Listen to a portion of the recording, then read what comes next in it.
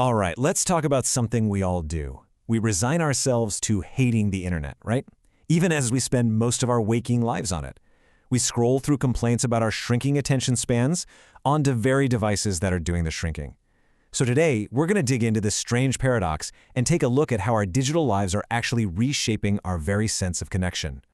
And this quote, man, it really gets to the heart of what we're exploring today.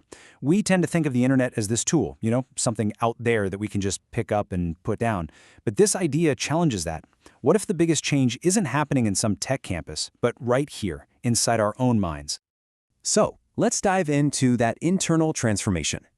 How exactly has this technology become such an invisible, almost second-nature part of our lives that it's changing the way we think and see the world around us?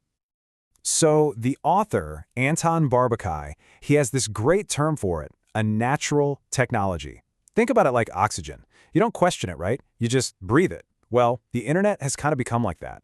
We don't really think about it, we just use it. And that's precisely what makes it so powerful. It changes us without us even realizing it's happening.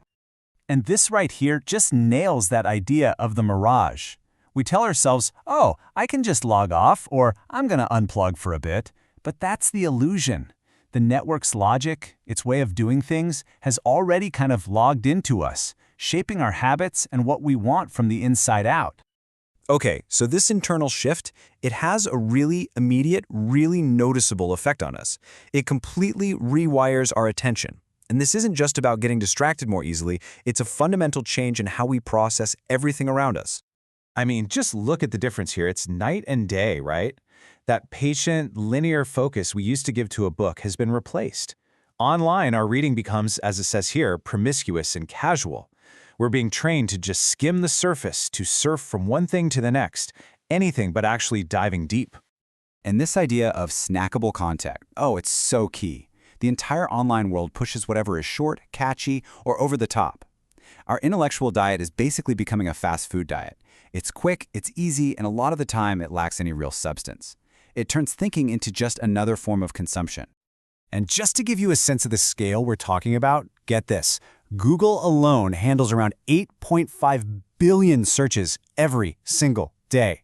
We are living in this constant flood of information, which means our attention has become the most valuable and the most scarce resource there is. So, what happens when our deep attention is this scarce? Well, it doesn't just change how we think, it completely reshapes how we connect with each other. And this brings us to the great paradox of our digital age, this promise of community versus the often empty reality of just being connected. You've seen this, right? We are constantly sold this vision of digital togetherness. Tech platforms love to use this warm, fuzzy language of community. They promise to be our global town square, our village pump, these places where we can all gather and feel like we belong. And that really forces us to stop and ask a pretty crucial question. Are these platforms truly building communities in the way we've always understood that word? Or are they offering something else entirely? Something that looks like community, but is missing all the important stuff? Because let's be honest, real community, it's often messy, it's inconvenient, it means negotiating, making awkward compromises, and dealing with people who are, frankly, a thorn in our side sometimes. Online networks, though, are built to be the opposite, frictionless. They let us perfectly curate our world and keep anyone we disagree with safely at arm's length. Right, but here's the thing. You can't curate everything. What happens when the real, messy, suffering of the world inevitably bursts through our curated feeds? Well, that's where this whole frictionless model really starts to fall apart. And this leads to something I bet a lot of us know all too well: doom scrolling. It's like we have a fire hose of global tragedy pointed directly at us 24/7. But instead of making us more empathetic, this constant exposure can actually lead to an empathy deficit. We end up seeing everything and somehow feeling nothing. And there's actually a name for this, from the world of neuroethics: empathy fatigue. It's a state of total emotional and physical exhaustion. Our brains just aren't wired to process this much tragedy on a global scale every single day. And that overload can literally short-circuit our ability to feel, leaving us unable to connect or respond in any meaningful way. And that's really the crucial point here, isn't it? The biggest risk of this information flood is that it leads to this profound indifference, a kind of spiritual exhaustion where our response to real tragedy just becomes whatever. And as this quote suggests, maybe that indifference is the greatest threat of all. Okay, So where does that leave us? If the problem is this deep inside of us, where could a solution even begin? This final section turns inward, to the only place where real change can actually happen. You know, our first instinct is usually to look for some kind of external fix, a new app to limit our screen time, maybe a new government policy.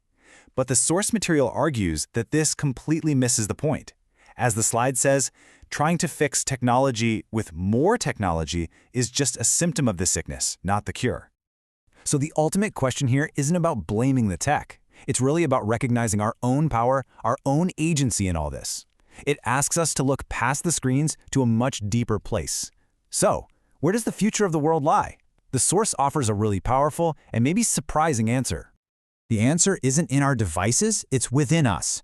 The source material basically concludes that it's only by taking back responsibility for our own attention, for our own connections, that we can find what we're looking for. Because in the end, our heart, that's the only place where the future of the world still lies buried. Thanks for joining me for this explainer.